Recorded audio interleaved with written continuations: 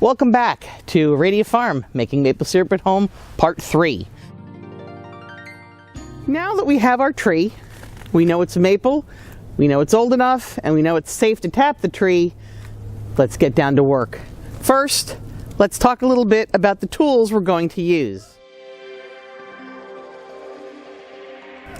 To begin with, you need a drill with a 7/16 inch bit, an auger drill. Now, you can use a power drill like this one, or if you've got a hand drill, that'll work just as well. This is what we used to use with the kids. This way everybody got a chance to take some time to drill into the tree. You also need this little device here. This is called a spile.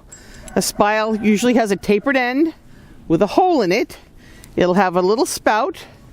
It'll have a hook from the bottom to hang your bucket, and it'll usually have a little wedge on top that you're going to use to hammer the spile into the tree. You of course also will need a hammer. It can be any kind of hammer, ball peen, claw hammer, because you're using the hitting end. And lastly, of course, you'll need your bucket. Now, these are regular maple sap buckets. You can get them usually in any type of feed store in your area if you're in the Northeast, or of course online. But you don't have to go this fancy. We also use 5-gallon pails that you can get for $2.50 at the local hardware store, the plastic kind with a handle. Or, when we started, we would simply use plastic milk jugs to collect just a little sap. And you would probably once you've got your spile, you'd rig up a little piece of wire to your milk jug, hang it from your hook.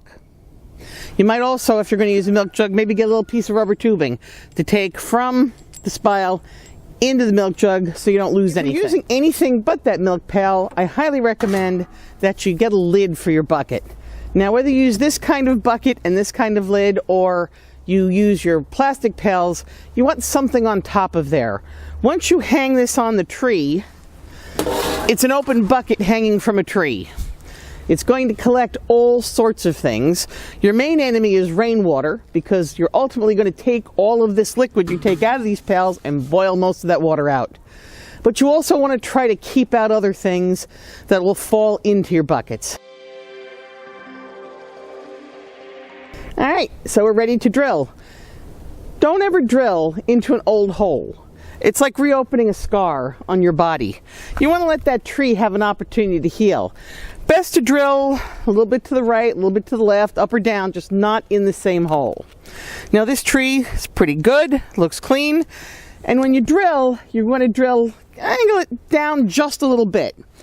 So this way it helps your flow of the sap out through that spile. The other thing you want to do is go in about 1.5 inches to 2 inches. You can gauge that, rule of thumb, or if you really want to be safe, put a little piece of tape on your auger drill so you know where to stop. So I'm on the sunny side of the tree. I know the best flow is going to be here. We're not quite south, we're a little bit southwest, but where I am right now, it's the perfect spot to drill.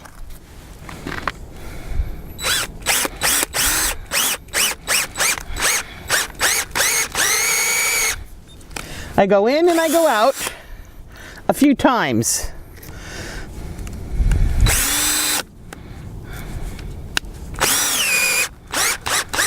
The repetition allows me to clean out the wood shavings that build up in that hole. I'm not looking to drill deeper, I'm just looking to clean it out. And again, I would do this whether I were using a power drill or if I was using the hand drill. Next step, you take your spile. You put your spile so that your hook is down, the spout is down. You line it up into your tree, and then you use your hammer. Hammer it in on that top piece. Do not hit it on the spout. There's a good chance if you hit that spout, it'll break right off. And you really want that to direct your sap. All right, I'm in about as far as I'm going to get. It's kind of cold here today, so we're not really running. These buckets come with holes. Hang your bucket, put on your lid, where you pull out a wire and you line it up with your spile.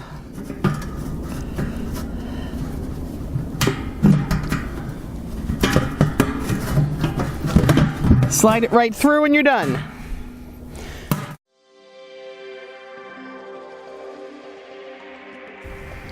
So we've got our tree, the weather's right, we're all tapped our tree, I have my bucket collecting my sap. The next step will be to allow this sap to gather for a few days. I recommend doing more than one tree so you can get a decent amount. Remember, you've got a lot of boiling that's coming up, so you might want to do this outside or you might want to do it in your house. We will cover this and what you need in the next video.